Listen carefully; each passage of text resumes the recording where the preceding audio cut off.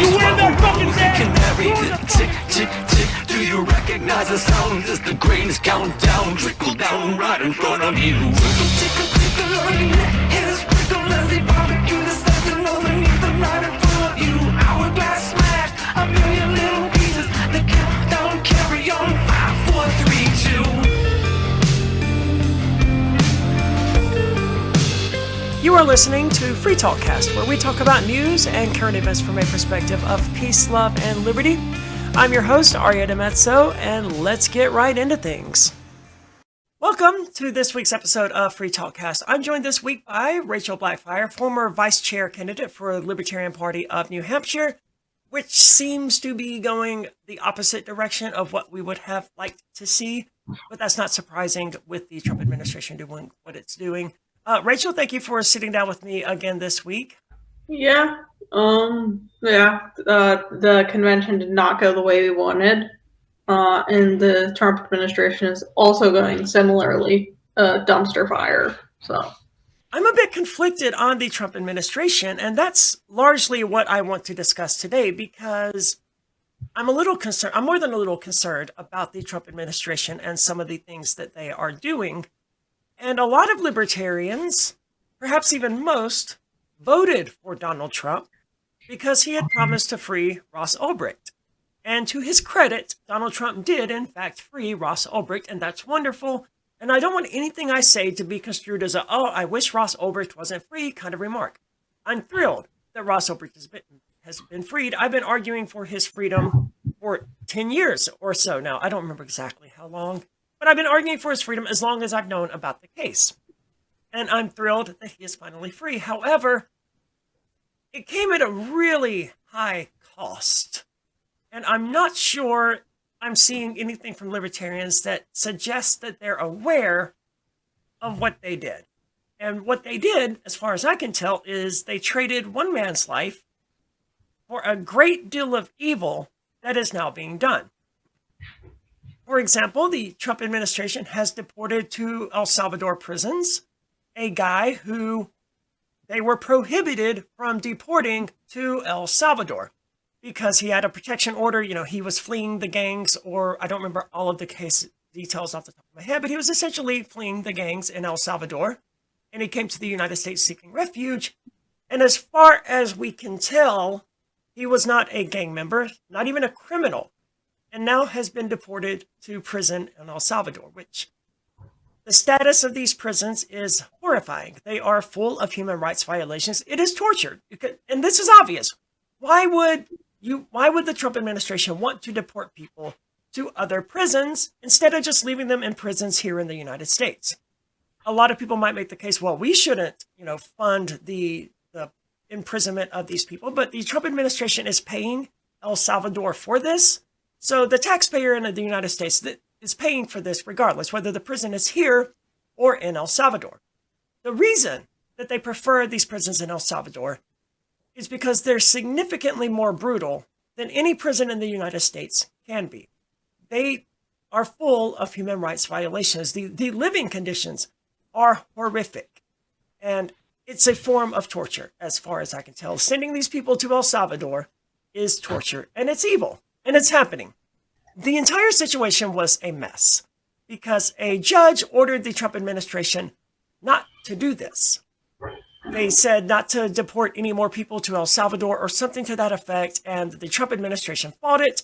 And despite the judge's order, they went ahead and deported like 300 people, I think this was several weeks ago, to El Salvador anyway.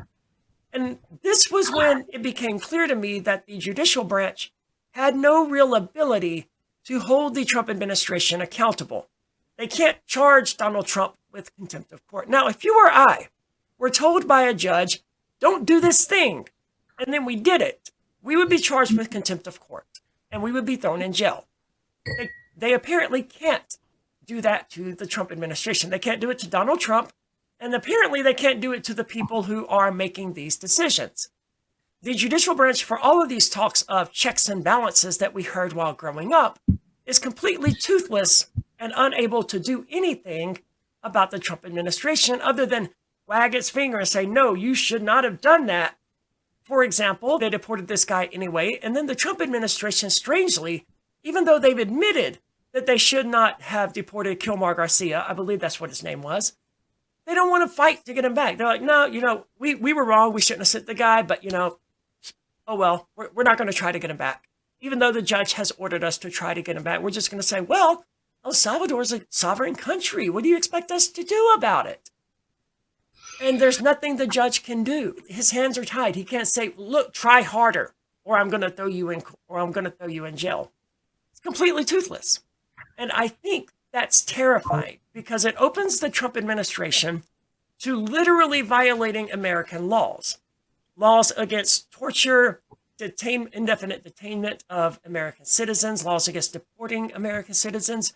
When this idea was first floated of the Trump administration sending people to prisons in El Salvador, I expressed the concern that this would ultimately be used to deport U.S. citizens.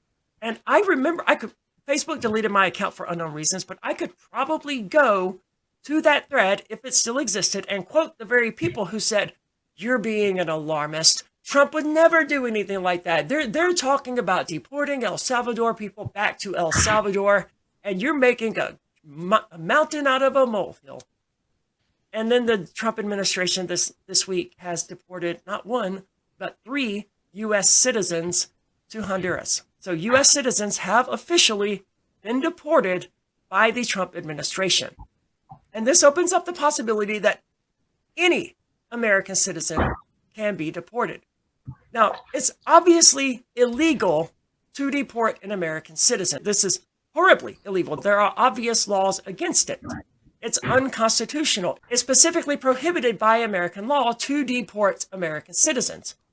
And the Trump administration has done it anyway. And there's nothing the judicial branch can do about it. And I think all of these things together, we have a lot of canaries in our coal mines, so to speak, that are dropping. They are dropping left and right. All of our warnings about the approach of tyranny and something similar to the regime of Adolf Hitler, where massive human rights violations is imminently possible. I'm not saying it's going to happen or that the Trump administration is going to round up people and throw them in FEMA camps or anything like that. I don't know if he's going to do those things or not. But for the first time in American history, it is not only possible, but we have a president who is willing to break the law in order to do it, because he knows that he cannot be held accountable for it. And that scares the hell out of me. What about you, Rachel? What do you think about this situation we have here with Donald Trump? I mean, yeah, the Constitution has significantly failed to prevent increasing tyranny, and it's being completely ignored right now by the president. One option, I'm pulling up the Wikipedia about it right now, impeachment actually is still an option, but that would require the House of Representatives to support it, and I believe they're currently a Republican majority, so things would have to get so bad that the GOP is rejecting Trump to a large degree, because that's just how much is required to achieve impeachment. Yeah. And the president can be removed for if he is impeached on treason charges, which there's a case to be made there. That violating the American Constitution would absolutely qualify as treason, right? Yeah. I don't know if that will happen. The last person to be impeached and to face removal was Nixon, and Nixon just resigned after he was impeached by the House.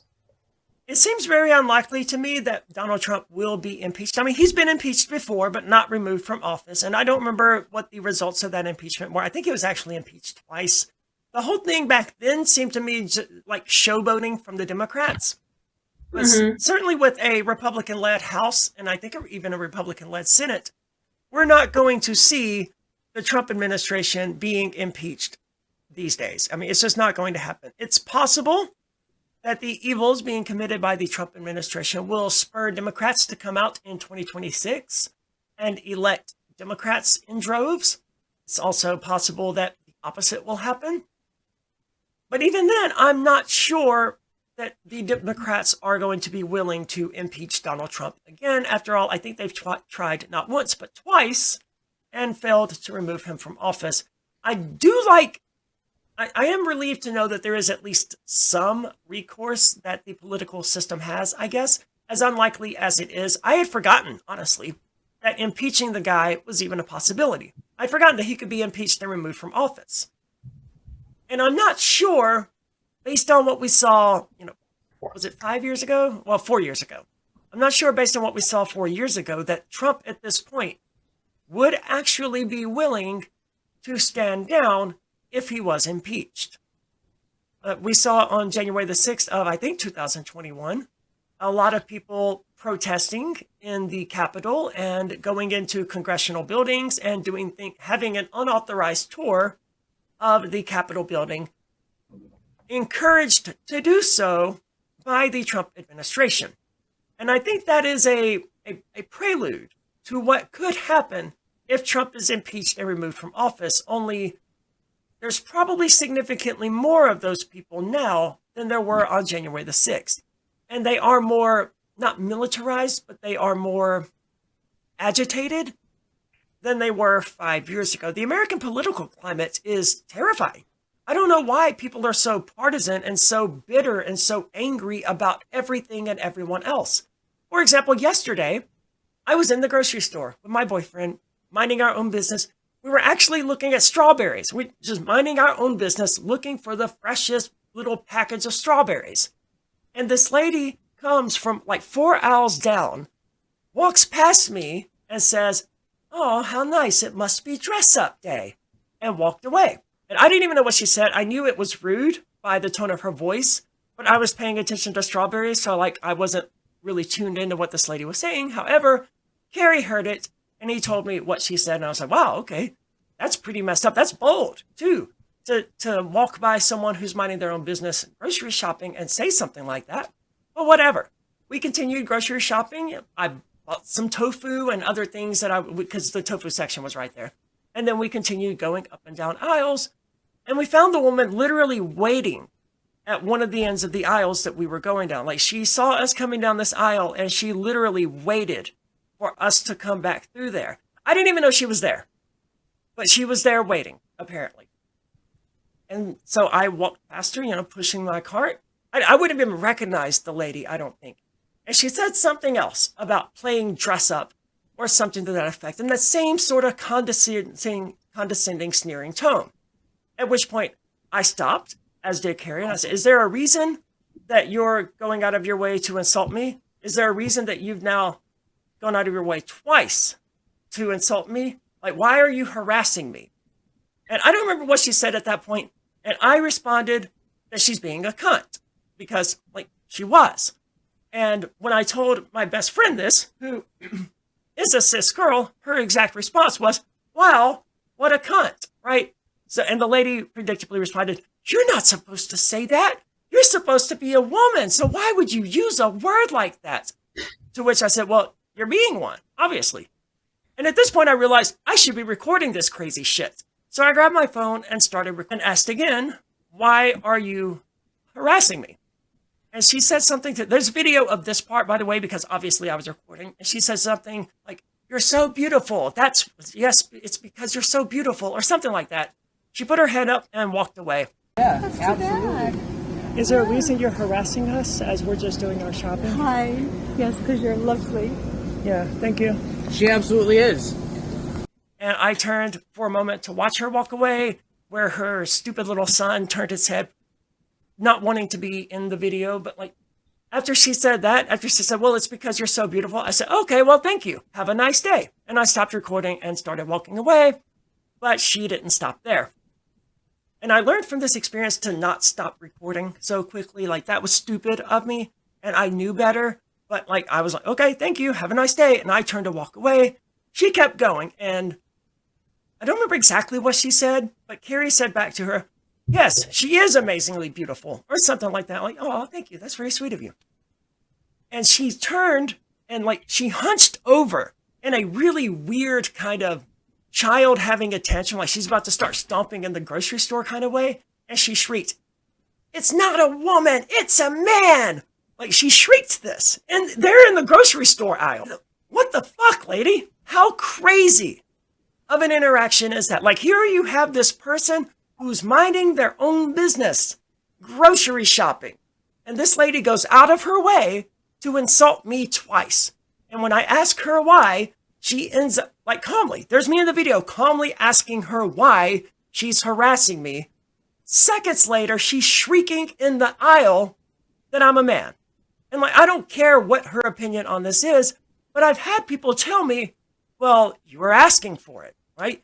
You're not trying to blend in with the cis woman population. You stand out, and this is the predictable result of that, which, as I'm sure people out there can deduce, is exactly like saying that a raped woman was asking for it because she wore a skimpy shirt, or a skimpy skirt, rather. And no, insulting someone in a grocery store is not equivalent to rape, but I shouldn't even have to say that, right? I should be able to use an analogy without people immediately equating the two things in terms of degree.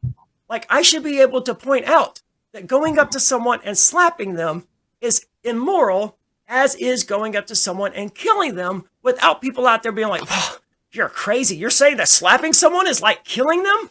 I should be able to use analogies and metaphors in the year 2025 without people thinking that I'm somehow equating those two things. And this is something I've seen more and more over the years as we become more bitter and more partisan.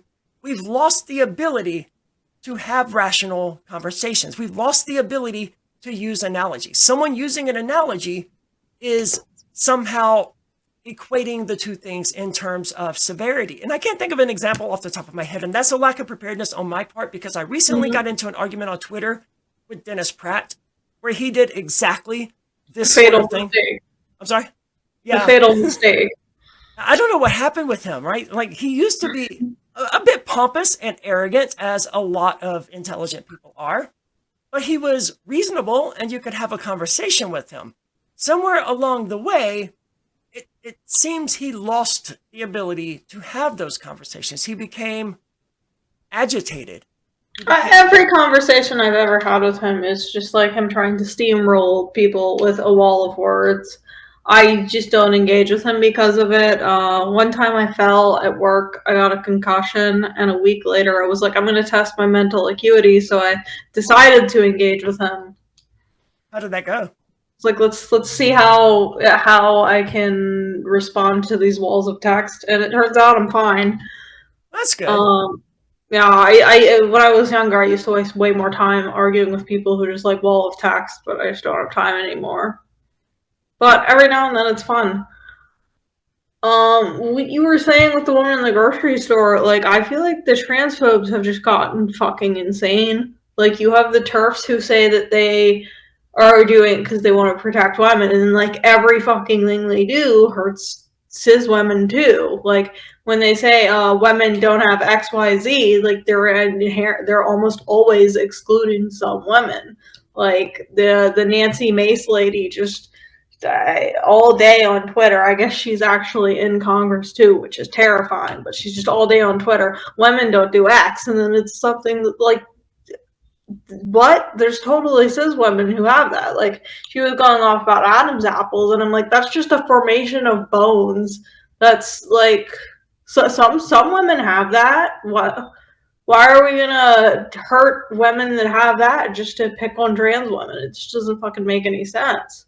It is remarkable how ignorant these people are. And I've got into this repeatedly because these transphobes especially, they want to create some sort of definition that excludes trans women from their group of women. And this is a red herring. It's an impossible task for a definition to be valid, to be used to categorize different people and different things into one group or another. It has to have all of the characteristics that are both necessary and sufficient to distinguish a member of that category from members that are not in that category. And that's a bit wordy, and I don't know how else to explain it other than, if you want to give me the definition of a desk, in order for your definition of desk to truly be valid and useful as a way for me to say, okay, these items are desk and these items are not desks, then it has to include everything that we would say is a desk. And it cannot include anything that we would say is not a desk. Now, obviously, some people might say, well, it's a flat surface with 4 legs supporting it. Okay, well, that also includes a table. It includes a coffee table. It can include some stools, for example. So it's obviously not a valid definition.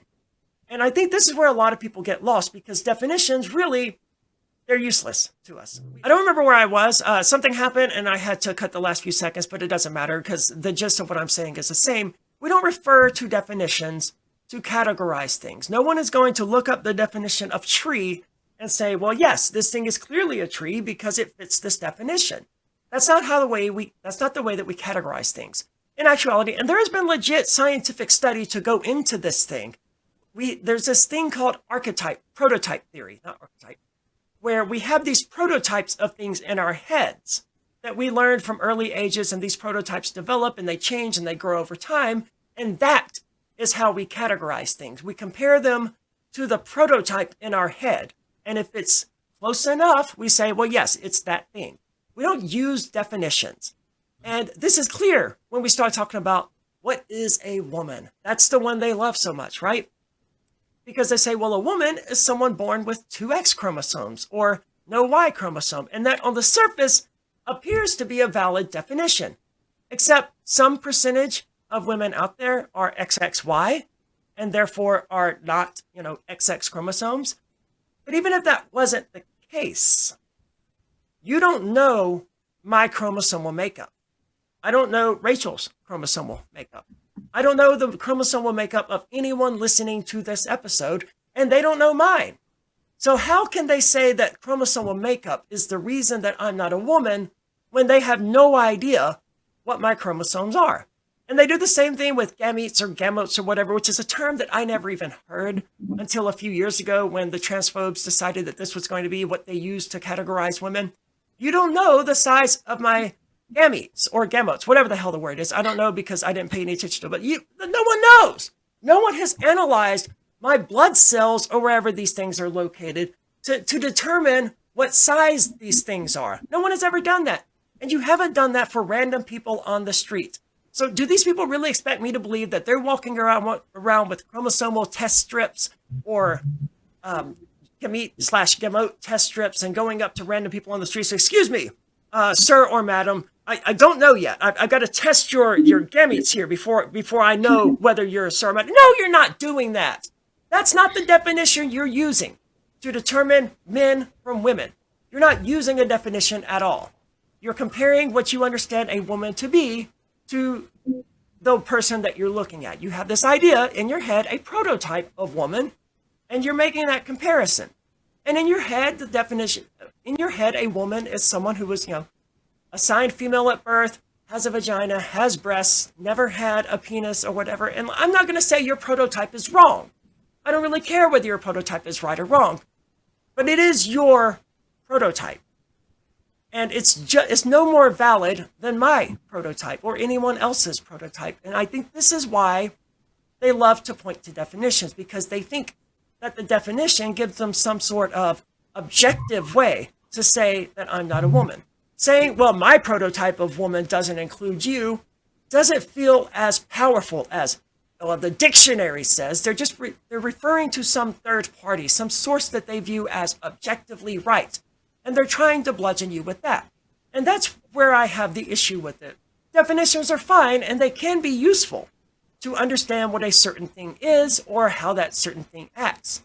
But when they start becoming a bludgeon that people use to attack other people, when you start pointing to definitions of, well, look, you're not really a human being because the dictionary defines human being as a white person, which incidentally would have been the argument that people were making in the 18th century if we had this same sort of political dynamic going on in the racist era that was going on back then.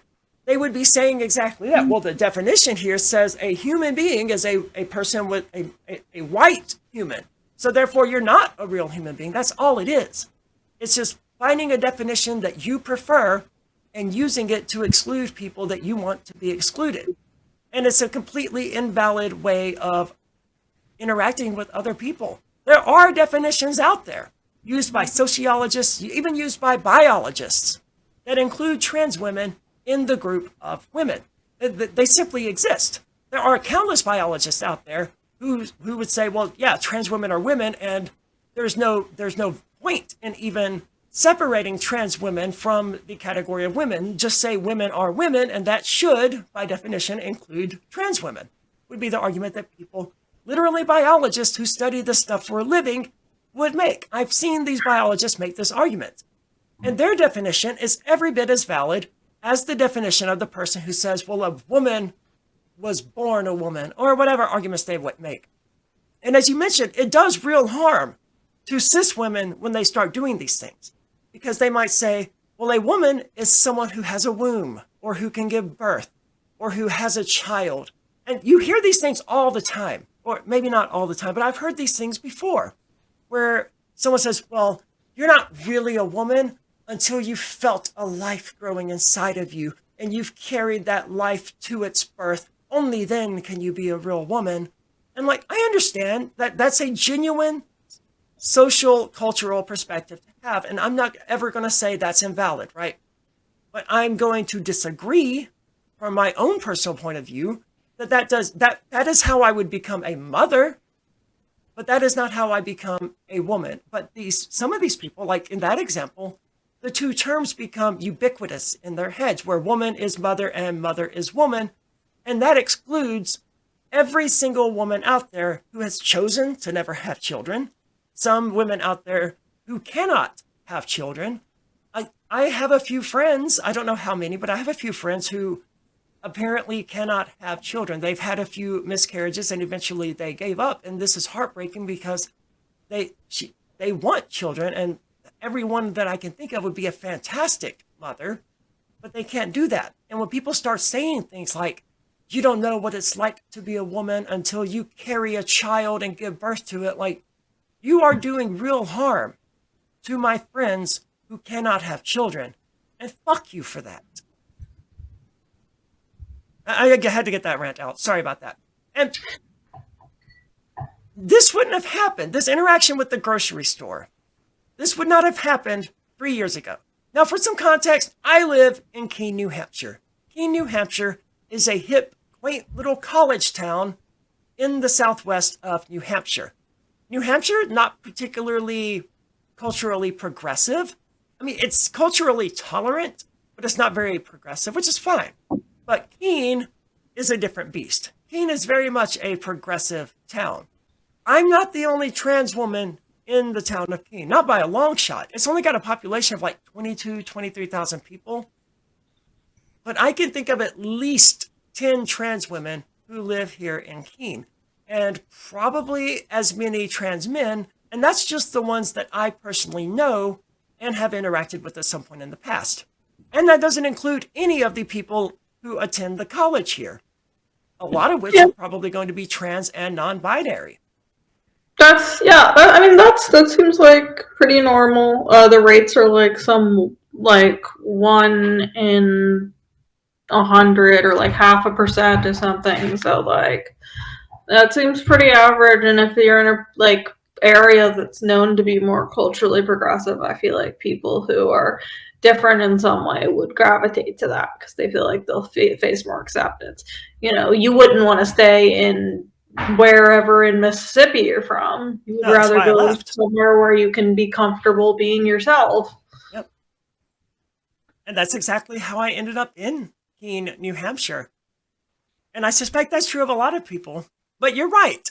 The trans population is like 0.5% of the total population. Like, we're talking, what, 1 in every 200 people, maybe even lower. I'm not sure off the top of my head. I can look it up real quick. Mm-hmm. Yeah. I mean, and that's like rates of like dysphoria diagnosis. So not everyone with dysphoria is going to transition. And, very good point. But like it's some really low amount. I mean, you'll run into them every now and then, but like the conservatives freak out like it's taking over when it's. Your statistic was basically exactly right. It's 0.6%. So yeah, 0.5%, 0.6%. Yeah, you were absolutely right. And that represents, that's of adults. It's actually higher in youth, as you would expect. 1.4% of the population is transgender. And I don't think, as you mentioned, this doesn't include people who have gender dysphoria, which is a a distinction that I think is worth making, because I think that gender dysphoria is the illness, so to speak, and being transgender is the cure. And I run into resistance of using these definitions by people who have gender dysphoria and want to be treated as the gender with which they identify, but they're not doing anything to attempt to be, I don't want to say be, they're not doing anything to present themselves as the gender that they want to identify as. Like here in Keene, I ran into a person several years ago, kind of a large person who had a 5 o'clock shadow, a beard, they were out of shape and just wearing a t-shirt and a pair of ripped blue jeans. And while interacting with this person and a mutual friend, I referred to this person as he. And the mutual friend said, well, I mean, I understand. I don't want you to, I just want you to know that you referred to her as he, but she identifies as a woman. And I can't really get on board with that. I'm more than willing to refer to them as they, them in that scenario. And I'm willing to not call them he, him. But if this person has like a full-on 5 o'clock shadow, it wasn't even a 5 o'clock shadow, they just hadn't shaved in a few days, and they're putting absolutely no effort into having a feminine appearance. Like, I'm sorry, but my prototype of woman is someone who has feminine characteristics. And that's not a valid definition, certainly, because there are plenty of like cis women out there who just don't have any feminine characteristics. And I would still say that they're women, but especially for a trans woman, the disparity, I think, happens because this person has gender dysphoria, but is not transgender. And I would argue that those are two very different things. And the person's gender dysphoria is absolutely very real, and it needs to be dealt with. And I would encourage them to transition into being a woman if they are experiencing gender dysphoria, because having the beard, that's what is not helping them. Me calling them she, her is not going to help them. It is how they view themselves when they look in the mirror that determines how they feel and whether or not they're going to be able to cope with how things are. My words should not impact them whatsoever. But I recognize that it does. And I have to admit, despite how steeled I am against this sort of thing, it bothered me. This interaction yesterday at the grocery store bothered me. And I didn't intend for the entire episode to become about this, really.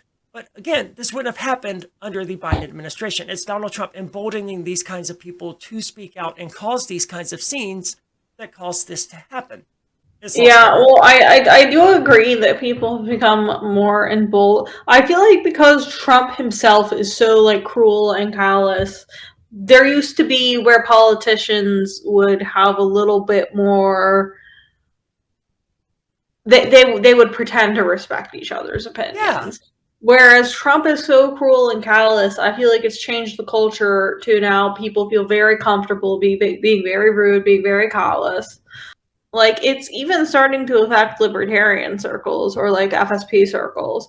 Like, when I got here, there were people who would call me a leftist just because I have purple hair or because I like supported Chase Oliver. It's like, no, like just this, my hair color has no bearing on what I believe, and I support Chase because he's not a leftist. I don't agree with the very woke people or the communist people, and he doesn't either. He wants free speech. He wants people to be able to have guns. He wants free markets. We're in this ultra divided scenario here, and I think Donald Trump is a major factor in, like, things were already becoming very divided, but I think that has escalated under Donald Trump, where people are drawing their borders, right? The culture war is in full swing at this point. And you're either with them or you're against them, I think is how they view it. And I'm not with the right-wingers who are like, oh, you've got to no trans women in sports, which, again, is only ever an issue when the trans woman wins. When the trans woman loses, no one gives a shit. But when she wins... Or they just make up that she won when she didn't. She came in 5th place and tied with somebody. Like, that's what happened with, I think, Riley Gaines. She tied for 5th place. Yep. And that's another excellent example of how this harms cis women. There are cis women who have been accused of being transgender, like the woman in the Olympics, accused of being transgender because of this anti-trans nonsense that is running so rampant. And there was a boxer, I think she was actually a kickboxer, I don't remember now, but she was trans, and they were making a really big deal out of the fact that she fractured her opponent's skull. And like, wow, yeah, that's rough. I have a correction. Riley Gaines was the woman who tied with 5th place that all the Fox News propped up against Leah Thomas was the trans one. But Leah Thomas and Riley Gaines tied for 5th place. And okay, I got people you. make a big deal of it like Leah Thomas won that meet. That's what they did with this trans woman who, fractured her opponent's skull kickboxing or just normal boxing. And that sounds horrible, and it is. But it's kickboxing. You run the risk of having a fractured skull when you kickbox. And well, she has an unfair advantage because she was born a man. Yeah, but she's not world. She may have won world champion in that match. I don't remember now. But she's been beaten before. Her previous opponent, the person who beat her, is over there on Twitter saying, "Yeah, no, I fought this person, and I didn't feel like I was fighting a man. I was fighting a woman." And I fully accept this person being included in women's sports. She clearly can be beaten because here's the woman who beat her saying, yeah, this is fine, but it doesn't matter. And then you end up with the Olympic athletes being accused of being transgender because they don't fit the quaint feminine stereotypes that, yes, I would kind of want to apply to trans women, as I alluded to a moment ago, but not in a strict kind of way. Because I don't see any value in having these strict categories into which I place people in things. If it serves my purposes and it serves their purposes, sure. But if it makes them feel excluded or uncomfortable, I'm not particularly inclined to do it because I don't want to make people feel uncomfortable and unwanted. And this was my issue with the New Hampshire stupid wristband thing about the parents who wore some wristband in support of keeping trans girls out of girls' sports. I don't remember all of the specifics, but it happened here in New Hampshire. It was in Bow. It was in Bow, New Hampshire. It was a soccer team. The team that had the trans athlete wasn't even high ranking in the league before this controversy. Yep. And people made it about free speech. Well, they have the right to wear this wristband. And look, I'm not saying they don't have the right to wear this wristband, but let's really analyze what just happened. We have adults using their inherent power as adults to bully a child and make the child feel unwelcome. And I don't really care if it's a matter of free speech or not. That is so messed up. And from a moral standpoint, you shouldn't be willing to side with someone who is intentionally going out of their way to make a child feel unwelcome. I can't imagine doing that. My morals will not allow me to support an adult who is targeting a child and trying to make that child feel like Rudolph, who doesn't get to play in the reindeer games. That's so messed up. Yeah. I hate how politicized these things become because it's been politicized to the point where we have one side that's trans women can't be in sports at all, and the other side just doesn't want to have any standards. I want this to be left up to the sports leagues so that experts on the sport, endocrinologists, or people that specialize in muscular bone stuff, the people who know this stuff, they know how transition affects things, they know how the sports works. I want those people to be able to make standards for each league and each level of each sport and each level of the sport, because some sports are totally fine being co-ed. Cheer, biological women practically have an advantage there because they retain flexibility longer. With cheer and gymnastics, that's being a biological woman's the advantage there. And there are other sports where there is going to be an unfair advantage if someone's completely untransitioned. But then there's going to be sports where, like, if we're talking college or adult level sports, someone who's transitioned, like, their muscle and fat, like, distribution changes so much that, like, with one sport, it actually, they kind of do belong in the women's league. And then there may be other sports where the growth advantages, if someone went through male puberty, it's going to give them a permanent advantage, and maybe then they shouldn't play there. But, like, we can't even have these discussions and allow the experts in the sports and the experts on how hormones affect someone's body have these discussions if we just pass a blanket ban. Yeah. Well, this episode has gone on a bit longer than I intended already. I want to say thank you again for sitting down with me. And I didn't intend to be for this episode to be about, this incident I had in the grocery store yesterday, but I think it's worth calling attention to because it's one of the signs that things are changing. This would not have happened here 3 years ago. I can almost guarantee that this woman has seen me in the town of Keene prior to yesterday. She has almost certainly seen me before, and she has never done this to me. And she's certainly seen other trans women, a lot of whom don't look as feminine as I do. And they're not wearing, really awesome makeup, and they don't have really long hair or whatever characteristics you associate with being feminine. She hasn't done this to them, but she's been emboldened. And the Trump administration is doing that. And the Trump administration is frankly emboldened by the inability of the judicial branch to do anything about their behavior. It concerns me how hateful people have gotten toward one another and how they don't treat one another with love and compassion because they're different or they have some characteristic they don't like. Oh, well, that person's a criminal and therefore they don't deserve to be treated right. And Max Stirner remarked on this back in like the 19th century. I think it was the 19th century in his book, The Ego and Its Own, where he remarked that nothing is quite so damaging to a person's humanity as being labeled criminal. And there's more today than there were in the 19th century. Labeling someone homeless is completely damaging to their humanity because a lot of people stop viewing homeless people as people.